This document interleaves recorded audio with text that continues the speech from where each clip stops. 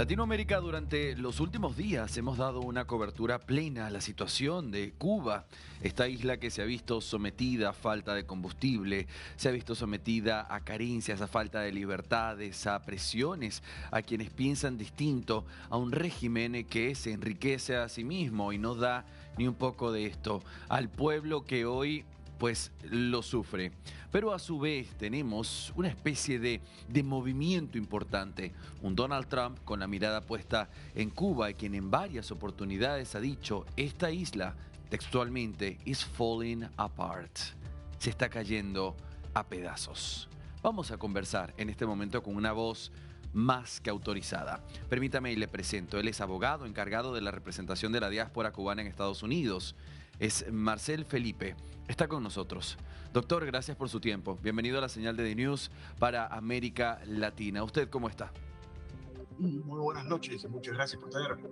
Abogado, me gustaría empezar directamente con esta premisa del presidente de los Estados Unidos. Dijo, se está cayendo a pedazos. Y además promete, ¿no?, tener de cerca la mirada sobre la isla cubana. ¿Es esto algo concreto, específico, fehacible o esto es una declaración política y nada más? ¿Cómo lo ve? No, responde primero que todo a un cambio de política hacia el hemisferio que se articuló en diciembre del 2025 cuando se emitió un nuevo comunicado de seguridad nacional, una nueva estrategia de seguridad nacional oficialmente por la Casa Blanca, en la cual se, eh, se indica que hay que regresar a la época donde Estados Unidos guarda el patio. Esto es algo sobre lo cual yo recomendé y escribí en el 2023, incluso antes de que el presidente fuera electo.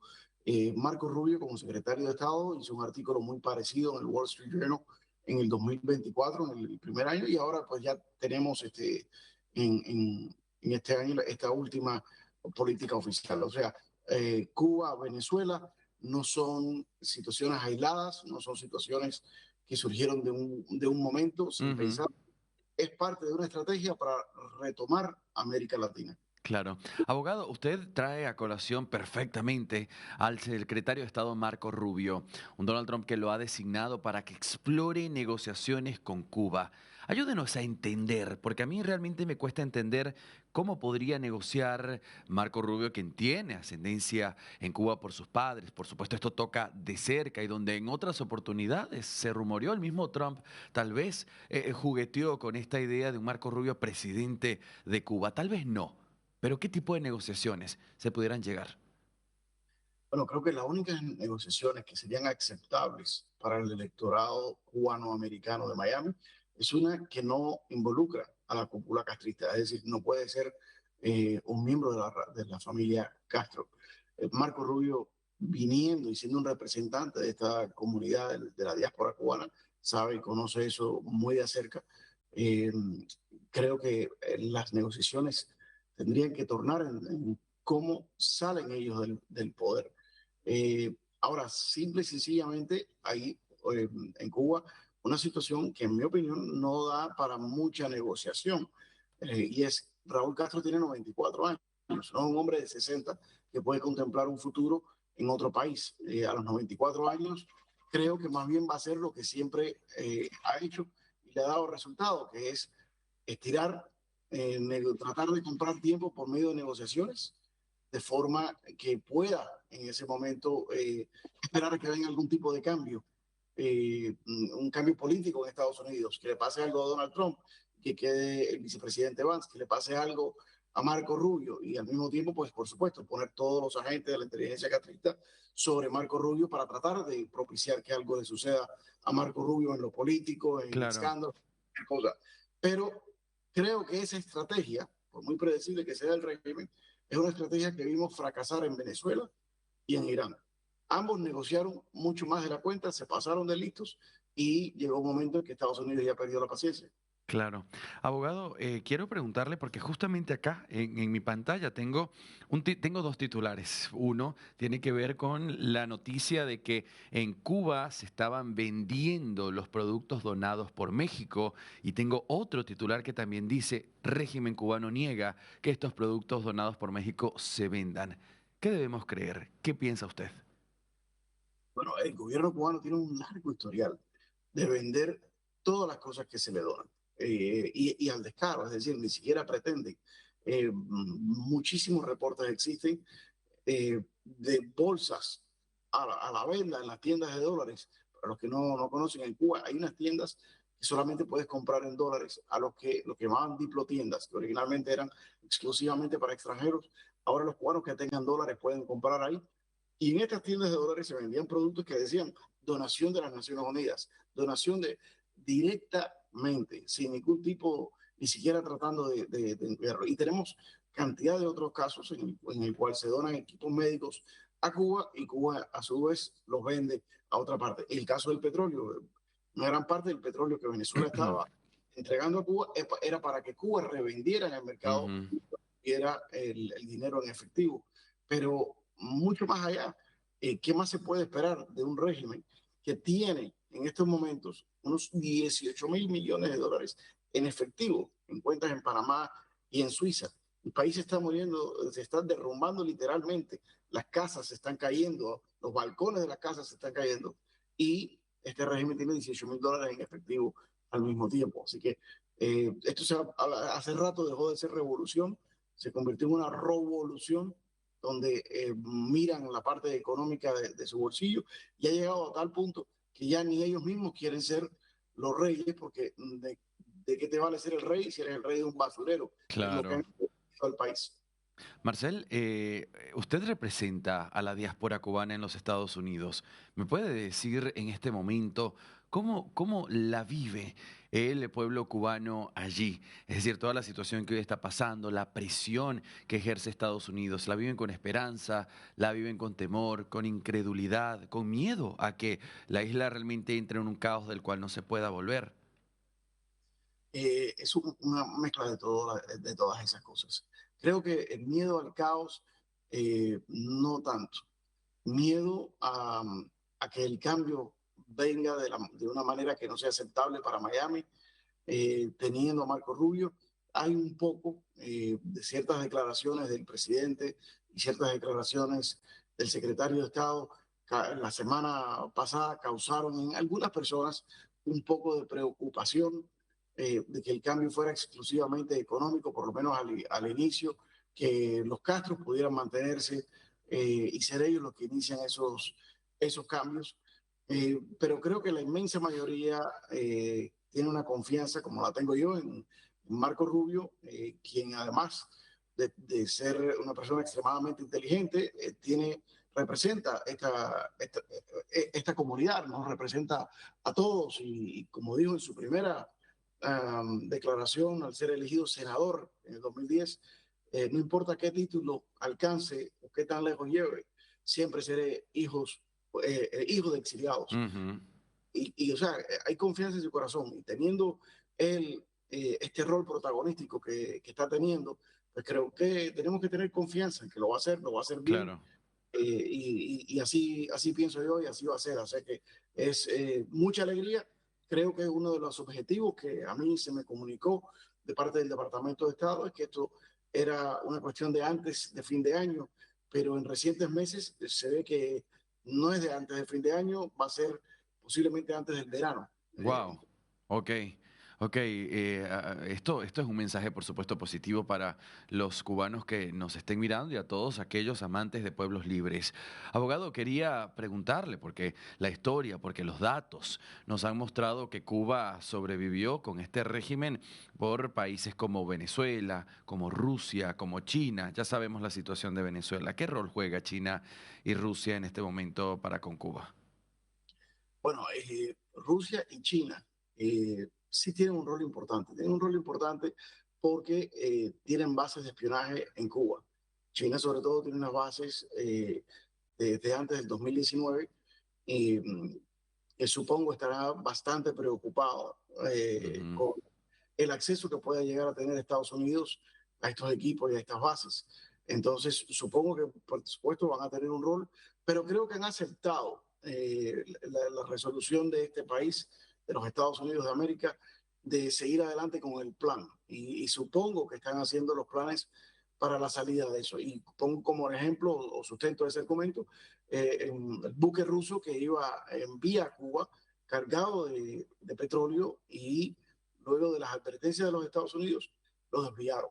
Optaron por desviarlo y evitar esa confrontación. Es decir, creo que Rusia y China han entendido que Estados Unidos se ha comprometido en liberar a Cuba y convertir no solamente a Cuba, sino a toda la región en aliada de Estados Unidos, regresando a un principio básico de la geopolítica.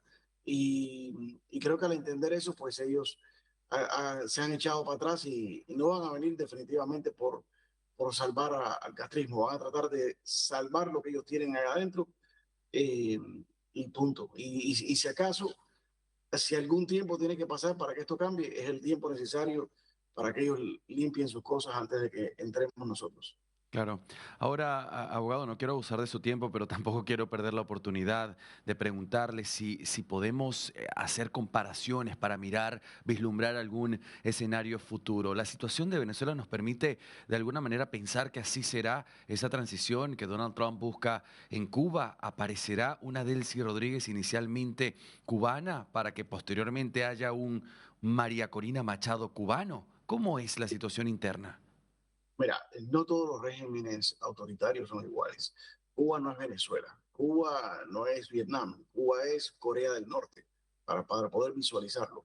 Venezuela es una especie, era una especie de oligarquía, es decir, varios grupos con poder y compartiendo el poder y puedes escoger uno contra el otro. Cuba es más una monarquía, una sola familia Ujú. gobierna. Por lo tanto, no puedes conseguir a un contrincante y ponerlo contra otro. Tendrías que tener quien se revele desde abajo hacia arriba. Es una estructura mucho más vertical. Al mismo tiempo, Cuba tiene una ventaja que no tenía en Venezuela. Venezuela, el gobierno, siendo una oligarquía y siendo casi más pegado a un sistema fascista, en el sentido de que el control de los medios de producción no estaban en manos del Estado, sino en manos de los amigos del Estado. Lo que quiere decir que había una clase de gente, toda una clase de gente que se beneficiaba de mantener ese sistema. Cuba no es el caso. Cuba, todos los medios de producción están en manos del Estado, que es decir, en manos de una sola familia, con lo cual hay muy poca gente que se beneficia. No existe una clase de la sociedad cubana que se beneficie del sistema cubano. Existe una familia y los amigos más cercanos de esa familia. Para darte una idea, un general cubano no necesariamente vive una vida de lujo. Un general de la inteligencia cubana sí lo vive, los ministros la mayoría, no todos, sí la viven, pero es un grupo muy, muy reducido y por lo tanto hay menos resistencia a nivel de la sociedad a un cambio que lo que había en Venezuela. Es decir, en Venezuela 80 o 90% quería un cambio, pero había un 10% que luchaba por mantenerlo. En Cuba los números son aún superiores a Claro. eso. Abogado, en Venezuela, esto se escuchó en las encuestas, de hecho lo mostraba el mismo presidente Donald Trump hoy, la aprobación de la operación quirúrgica para capturar a Nicolás Maduro y los venezolanos apoyándole. Es decir, el pueblo venezolano estaba esperando por Donald Trump para eso. He conversado con activistas iraníes en medio de este otro conflicto al otro lado y muchas de ellas me dijeron, mujeres, me dijeron, queremos la libertad, no queremos este líder supremo, pero tampoco a los Estados Unidos en el medio. ¿Qué pasa con el ciudadano de a pie cubano? ¿Quiere que Donald Trump presione, intervenga de ser necesario?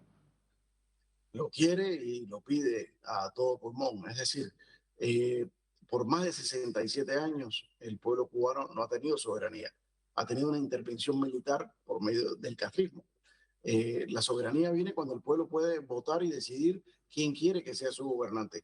No hemos tenido esa capacidad y es mucho más idóneo si ese fuera las únicas dos opciones que tuviéramos. Es mucho más idóneo responder a un gobierno que depende del voto Ujú. cubanoamericano, termina el estado más importante electoralmente en los Estados Unidos, que un gobierno que no rinde cuentas a nadie y que tiene un historial de narcotráfico y de torturas y de asesinatos. Así que si esas fueran las opciones, creo que el cubano no tuviera ningún tipo de, de, de, de duda. Es más, una cosa interesante. Estuve yo en Italia recientemente Sí, y un grupo de exiliados cubanos allá hizo una cena en mi honor, o por recibirme. Y empecé a hablar con ellos, bueno, ¿cómo sería, esto es el año pasado, antes que empezaran estas negociaciones, cómo ustedes ven una negociación por medio del cual lo que se negocie sea la salida de Raúl Castro del poder hacia un exilio sin rendir cuentas en Cuba? ¿Estarían de acuerdo? Yo suponía que iban a ser mucho más pragmáticos, de decir, con tal de que se vayan, nos parece bien, pero eran aún más radicales y estos fueron recién salidos de Cuba, mucho más radicales que los que llevan tiempo en el exilio. Decían, bajo ningún concepto, Raúl Castro tiene que enfrentar la justicia. O sea, el pueblo cubano ha pasado ya la época de estar adormecido por la propaganda comunista de la revolución. Cuando haces tanta propaganda y mientes por tanto tiempo, aún las cosas, aún cuando dices verdad, la gente ya no te cree. Ya claro. este rey nadie le cree, y la gente verdaderamente eh, puede haber incluso hasta mucho revanchismo, que es algo que también hay que, de cierta forma, mermar, porque lo que se necesita es justicia. No revanchismo en las calles, pero sí una justicia para todos aquellos que tienen las manos manchadas de sangre de ese pueblo. Líder prominente del exilio cubano, Marcel Felipe, para despedirlo. ¿Cuáles serían esas palabras, ese mensaje que usted deja al pueblo cubano, ese que está allá en Cuba esperando este cambio y aquel que está regado por el mundo también esperando lo mismo? ¿Qué les dice usted? Nuestro día ya viene llegando. Hace más de 50 años escribieron un poema, Václav Havel, sobre la República Checa, en la cual dudaban si algún día iban a poder reconstruir a su bella tierra por el hecho no solamente de la destrucción física, sino de la destrucción moral que existía. Hoy en día, Praga no tiene nada que envidiarle a París ni ninguna otra ciudad europea. Cuba va a ser lo mismo. Cuba llegó a ser la estrella de las Américas, tenía lista de espera para emigrar desde Europa, uno de los países que podía compararse con el sur de Europa en sectores socioeconómicos, a la par con Argentina de la época. Cuba va a recuperar ese lugar en el mundo y eso lo vamos a ver dentro de nuestra generación. Pero todos tenemos que aportar y así va a ser. Aportar para esa reconstrucción y que se vuelva a convertir en una perla, en un foco de luz para las Américas, como usted lo mencionaba. Marcel Felipe, gracias, doctor, por esta entrevista. Un gusto poder conversar con usted y ojalá este deseo de libertad, de democracia, de transparencia, de derechos pueda ser una realidad y no solo un deseo que hoy ambos tenemos. Muchísimas gracias.